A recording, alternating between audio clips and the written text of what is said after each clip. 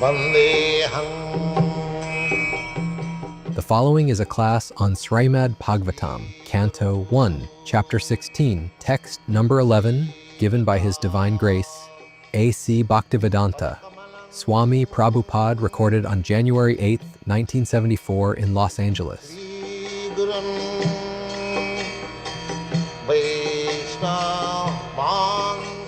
So each king had different colored horses and differently marked flag on the top of the chariot. Basically, Arjun's chariot was drawn by white horses. Sita Hoi. Sita means white. And his grandsons, his horses are of blackish, not Shama is not black, blackish. Swardi, no, blackish. Turanga, Jujig. The horse, 4 horses in chariot, and there is a charioteer, and flag marked with lion. This lion is not to be considered an ordinary lion. This lion is Mrigendra or Narahari, Nishingadev. Arjun's chariot was the flag marked with Bajranga, Hanumanji. Hanumanji. Krishna's chariot flag is marked with Garuda. So these are the distinctive marks. One will understand immediately this is such and such king's chariot. That mark is there. So Arjun kept upon him Bajrangaji, Hanuman, because he considered Hanuman his guru. Hanuman was servant of Lord Ramchandra. He fought the battlefield of Lanka between Ram and Ravan. He could not use any weapon, but he was very strong. He knew how to throw stones. In this way, he fought in the battle and won over the Ravana. Ravana was killed by Lord Ramchandra. So, Vaishnava does not mean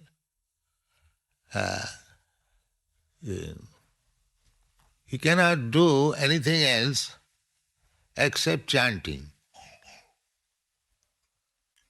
That is, of course, the supreme objective, Savanam Kirtanam Vishnu, to hear about Vishnu and chant about Krishna. That is very experienced life, experienced Vishnu. He can concentrate chanting, just like Haridas Thakur. Haridas Thakur was chanting, but Sri Chaitanya Mahaprabhu himself, Nityananda Prabhu, they were preaching. Sri Chaitanya Mahaprabhu, a very young age, 24 years only, he took sannyas. Why?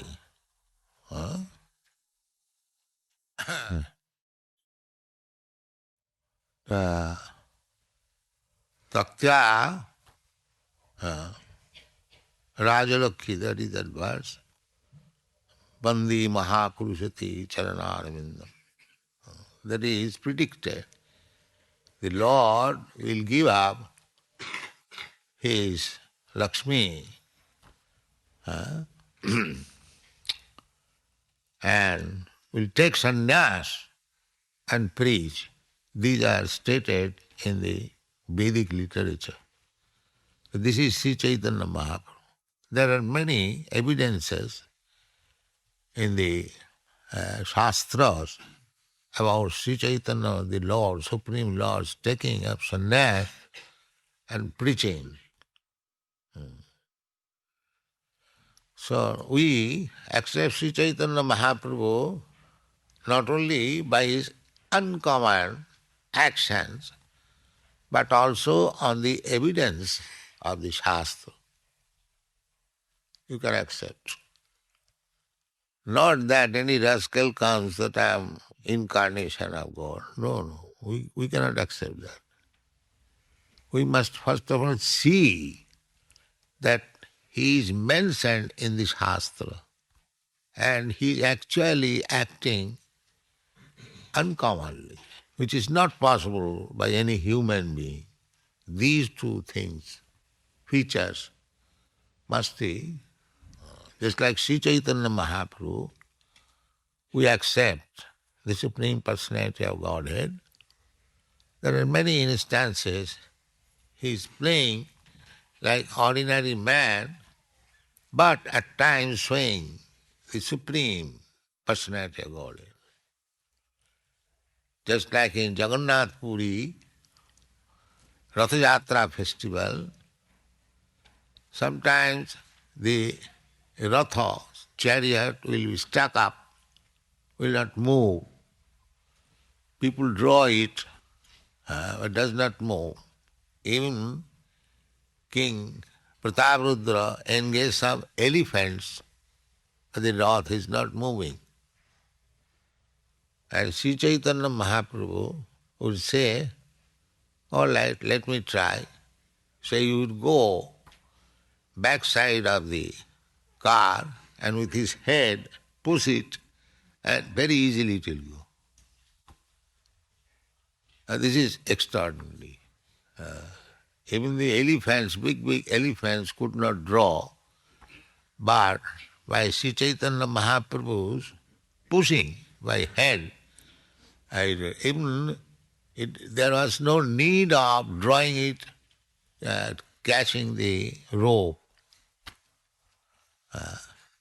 Similarly, Sri Chaitanya Mahaprabhu, when he was performing kirtan, he used to form 4 parties. And each party will see that Sri Chaitanya Mahaprabhu is present there. So there are many other things which is not possible by ordinary human being. These things have to be tested. Not very small, insignificant. Just like in India, there are so many so-called incarnation of God, or God, they declare themselves God. But that God is for the fools and rascals, not for any intelligent man. Intelligent man will taste it by the description of the Shastra, Sadhu Shastra, Guru Bhak, Tinete Kuriya Oikko. Anything we shall accept through sadhu, devotees. If devotees accept something, that we shall accept. And Shastra, not only devotee accepts, but it is confirmed in the Shastra, in the revealed scripture, Sadhu Shastra. And Guru also will say, yes, it is all right. So, Sri Chaitanya Mahaprabhu is accepted by sadhus like Advaita Acharya, Gadadhar, Srivas, Haridas Thakur, in his own, they are sadhus, accepted. And Shastra also says, in Mahabharata, in Srimad Bhagavat, in the Upanishad, Puranas, Sri Chaitanya Mahaprabhu's name and activities are mentioned. Deyang sada paribhavagnam abhishtadriyam. This verse, it is mentioned in the Srimad Bhagavatam, also in the Ramayana. And Krishna Varnang Tisha Krishnang Shangpanga Astaparsadam Jaggai Sankirtanai Prai Jajanti Hi Sumedhasa. It is mentioned in Bhagavad, 11th canto, that the Supreme Personality of Godhead in this age, Kali Yuga, will be Krishna Varnam, always describing Krishna. He's Krishna, but Krishna Varnam, Tisha Akrishnam. Varna means also category. This is Brahman Varna, Kshatriya Varna, Vaishya Varna, Shudra Varna. In the horoscope, as we discussed the other day, Jata Karma, after the birth of the child, everything, characteristic, what will be his future, everything is mentioned in the horoscope.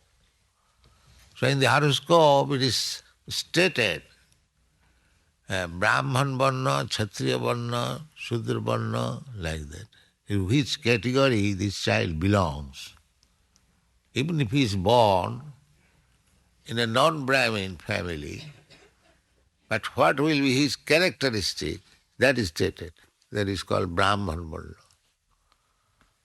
Similarly, Kshatriya Varna, Vaishya Varna, so everything is predicted by astrological calculation.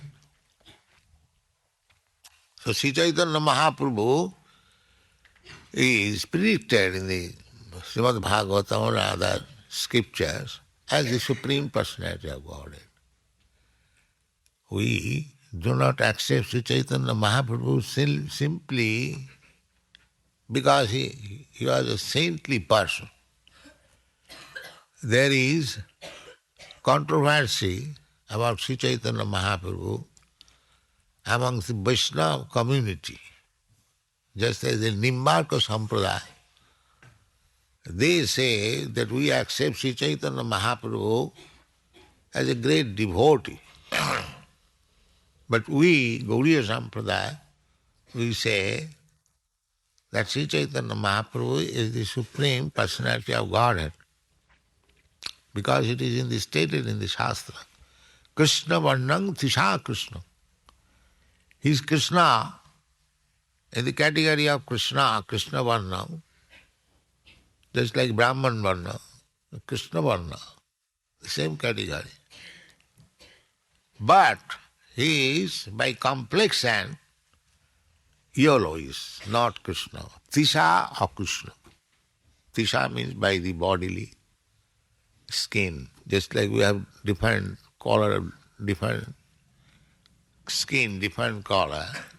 Similarly, Tisha by skin is not Krishna, is not black.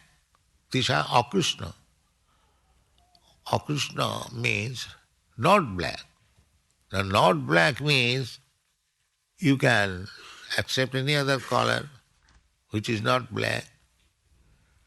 So that there is proof in the Shastra that Lord Krishna has also many colors.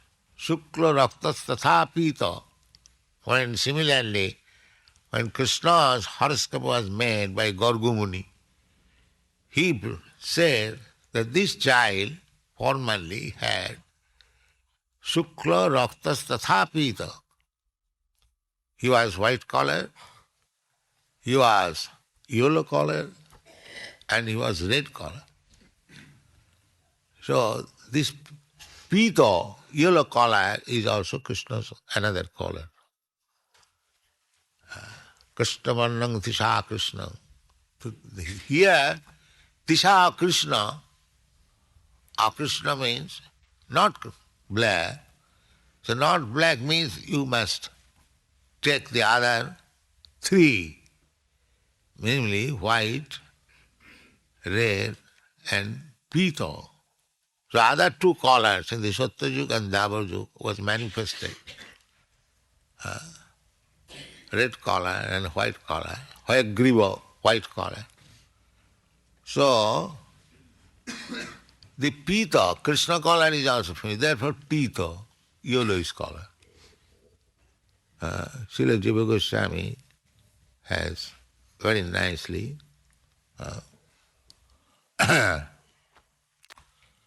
so, Krishna Varnang Tisha Krishnang Sangapangasta Parsadam. And another feature is Sangapangasta Parsadam. Astra Parsadam. Astra means weapon. In the Kali Yuga, Krishna does not come with weapon. In other yugas, the Lord comes with weapon, just like Lord Ramchandra. He came with bows and arrows to fight with Ravan. Similarly, Krishna also appeared with the Sudarshan Chakra. Because in those days, the demons were killed by weapons. Krishna killed many demons because Krishna has got two kinds of activities. Paritranaya sadhuna, vinashaya duskita. For sadhu, simply to deliver them, and for the demons to kill them. But the result is the same. That is called absolute. Whether Krishna pats somebody and kills somebody, the result is the same. Therefore Krishna is absolute. It is not ordinary fortune to be killed by God. It is a great fortune. They are saying Ravan and the Hiranyakashipu, they were Krishna's personal guards, Jayavijaya. Somehow or other, they became offender to the Kumaras. So they cursed him that you are not well behaved. They stopped him going in the house of Krishna, Narayan. So they became very angry. They cursed him that you do not deserve this place, you must go to the material world. In the material world there is enviousness, jealous. In the spiritual world you have become envious, so you are not fit. You must go down to the material world. So they became very much disturbed. Lord Narayan personally came out to settle up. That this, you have been cursed, it cannot be withdrawn. You have to go. And but after going in the material world, if you treat me as your enemy, then in 3 births you will be liberated and you will come back. But if you treat me as my friend, then it will take 7 births. So decided we shall become your enemies. So therefore this Ravan, Hiranyakashipu, they are Jayavijaya, and they appear to be a very strong enemy. To become enemy of Krishna, that is not also joke. He has to fight with Krishna. It is not ordinary thing. No ordinary man can fight. So Vaishnava commentation is that when Krishna wants to fight, the fighting is not possible in the spiritual world. And whom we fight? Everyone is engaged in his service.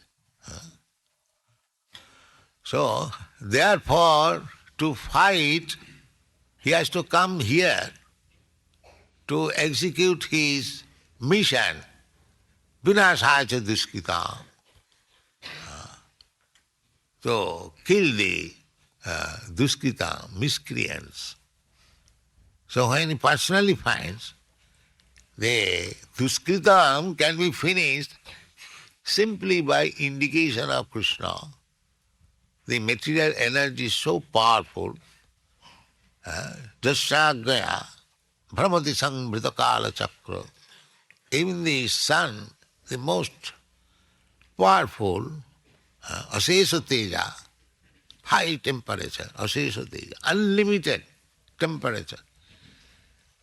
That sun is also moving with its orbit, Jasyagaya, under the order of Krishna. Jasyagaya Brahmati Sambrita Kala Chakro Govindamadi Purisam Tamanuja. So, to kill a demon in this material world, the Lord does not require to come himself. But he comes in special case. Just like Krishna came to kill Kansa, to kill Ravana, to kill Hiranyakashipu, like that. So that is also his pastime. So his devotees are also like that. They have to execute the mission of Krishna. That's why here Parikshit Maharaj, he is a great devotee of Krishna. So he is going out with soldier to fight. Similarly, Dhruva Maharaj also, he fought. Prahlad Maharaj fought. Because they were kings, so their duty is to subdue, to conquer over the demons. Not that because one is Krishna devotee, he should not do any other thing. If required, a devotee can do anything as ordered by Krishna, as Krishna ordered Arjuna to fight. Arjuna personally was not inclined to fight. He is Vaishnava. He rather wanted to forgive and let them enjoy Krishna. I do not wish to fight with my cousin brothers. I cannot tolerate their death, my grandfather. So better I will not fight, let them enjoy the kingdom. Then Krishna said, no, that cannot be. It is my plan that they should be killed. So you must fight. So therefore, a devotee, his duty is to carry out the order of Krishna. Therefore he fought. Personally he did not want to fight. But he cannot disobey the order of Krishna. That is not possible. Karisye vachanam tava. When Krishna inquired, what is your decision? He said, yes, even though I do not like to fight, still, because it is your order, I must fight. Karisye vachanam tava. So devotee hasn't got any personal decision. That is the process of Krishna consciousness. Evang parampara pratam imang rajarse vidhi. We should decide by the order of Krishna through the disciplic succession via media, the spiritual master. That is required. A devotee cannot decide personally. If Krishna desires, if somebody say, you cannot see Krishna personally, then you have to decide by Krishna's representative. If your spiritual master, Guru, says that you do this, that is Krishna's order. That is Krishna. Therefore it is said, Jasya prasadat bhagavat prasad. By satisfying the spiritual master, you satisfy the Supreme Personality of God. That is very natural. Just like when you go to your work, the immediate person who is in charge of your work, he must be satisfied. You don't jump up to the proprietor. The proprietor will be automatically satisfied. If something is done and the proprietor sees that the immediate office superintendent is satisfied, then he accepts. Yes, that's all right. He hasn't got to inspect personally. If the superintendent of the office says that yes, this clerk or this man was nice, then proprietor accepts. Similarly, Jasya prasadat bhagavat prasad.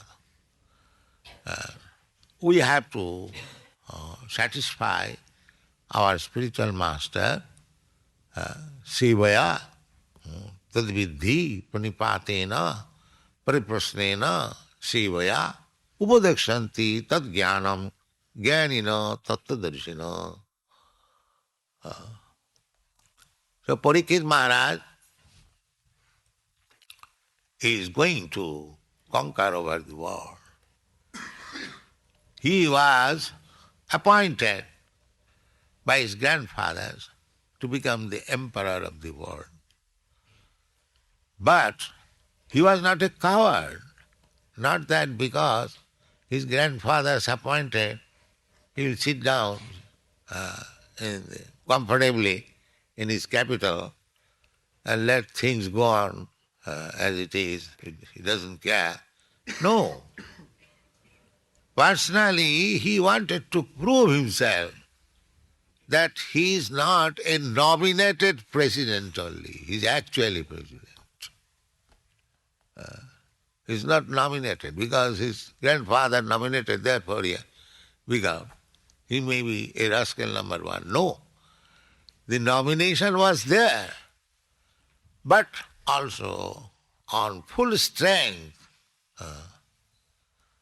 But if the people are given for nomination, as it is the practice now, by vote, the ordinary people, they are all rascals. What is the value of their vote? Therefore, another rascal is selected. Because the one who is voting, he is a rascal. He does not know whom to give vote. He is not trained up. Simply by Maria's I vote. And that vote you can purchase by bribing, by propaganda. So this kind of democracy is no value. It has no value. If somebody is voted by a number of asses, so what is the value of such vote? Those who are elect, they must be very sober. So formerly a king was nominated not only by his father or grandfather, but confirmed by the society of learned Brahmins and saintly persons. And he must personally prove that he is actually king. So here Parikshit Maharaj, Digvijaya. Digvijaya. Vijaya means to own victory, conquering. Just like Sri Chaitanya Mahaprabhu argued with a Digvijaya Pandit. There were several kinds of Digvijaya. A learned scholar also would travel all over the world and challenge the other scholars about philosophical discussion, literary credit, so many other fields of activities. So one Digvijay Pandit came from Kashmir. He got victory all over India and then came to Navadvip, Nadia, because Nadia is still, there are many, many learned scholars, and in those days it was simply full of learned scholars. Uh, some of the Indian cities were famous for learned scholars, like Navadvip, Nadia, Varanasi, and there are several places in Darbhanga, in the southern India also there is a place. So there are several places where different schools, chiefly there are two schools of transcendental subject matter, namely the Mayavadi school and the Vaishnavi school. So Mayavadis were there in Varanasi mostly, and Vaishnavas also they had their place, especially in Navadvip, Vrindavan, like that.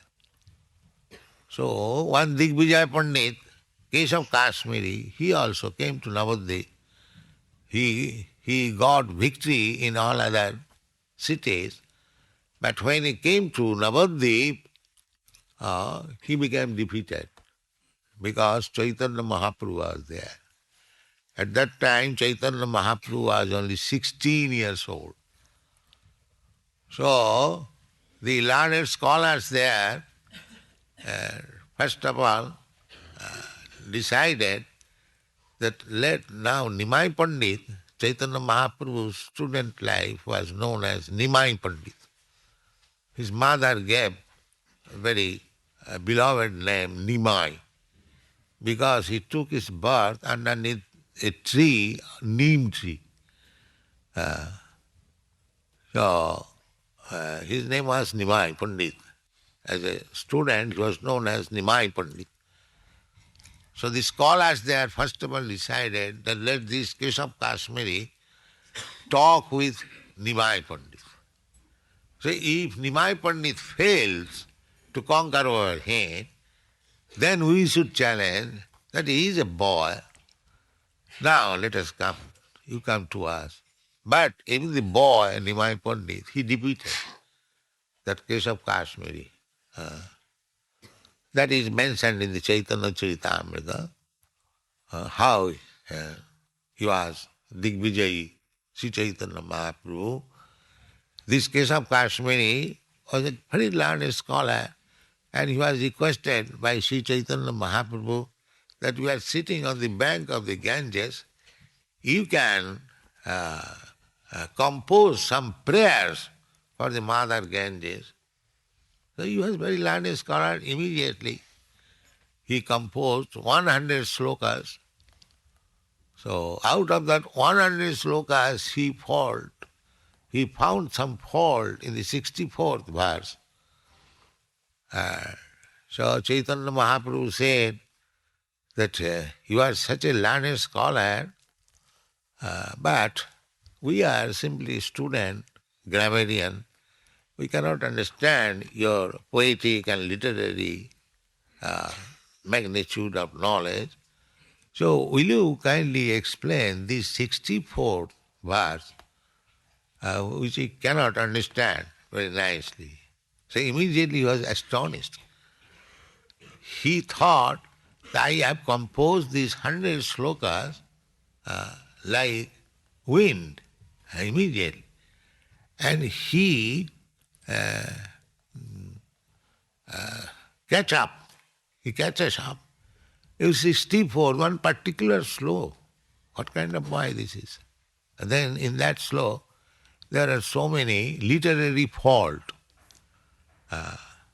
literary form. Formally, amongst the learned scholars, any nonsense you write will not be accepted as poetry. It must be according to the rules and regulations of literary perfection. So there are some literary imperfection, and Sri Chaitanya Mahaprabhu pointed out, and he was also a learned scholar, he admitted that he is a wonderful boy. Oh. So, therefore, it is said that you make your enemy a learned man, but don't make your friend a fool and rascal.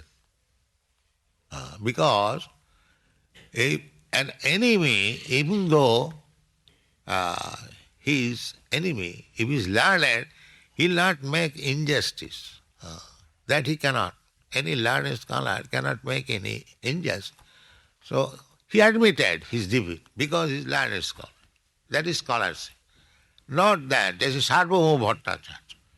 He argued with Sri Chaitanya Mahaprabhu as a scholar. But when he became defeated, he accepted his discipleship. This was the method. The two persons may argue, but one who is defeated, he must become his disciple. Not simply waste time arguing and no conclusion. Formally, this was the system. To come to a conclusion, if two parties are arguing on a subject matter, the one party will be defeated, he must become his disciple. Under control.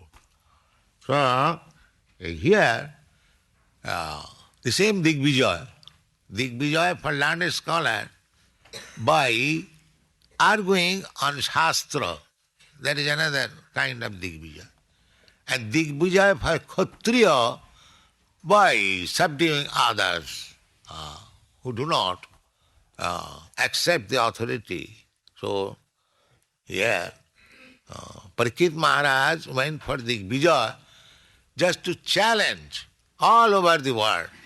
Now I have been selected by my grandfather as the emperor of the world. If you do not accept my authority, then here is fight. Come on.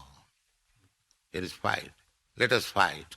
So if by fight he becomes victorious, just like in modern sporting also, there are rival parties, and ultimately the party which defeats all other sportsmen, they get some reward, shield or some cups. Similarly, this is also another type of Digvijaya.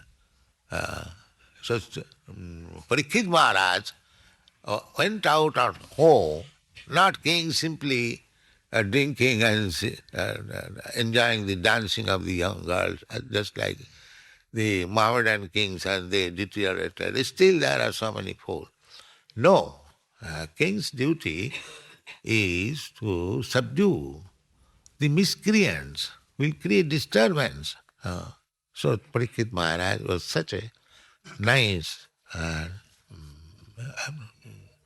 what is called, hero, that he got out of his home. Sasenaya Digvijaya Nirgata. Nirgata means went out of home, not simply enjoying comfortably at home. Similarly, for a preacher also, that is Digvijaya. Go from country to country, from village to village, town to town, and make Digvijaya. Here is our philosophy. There is God. We can prove there is God. Who are you denying God? Come on. That is Digvijaya. Thank you very much. Haribol. Glory.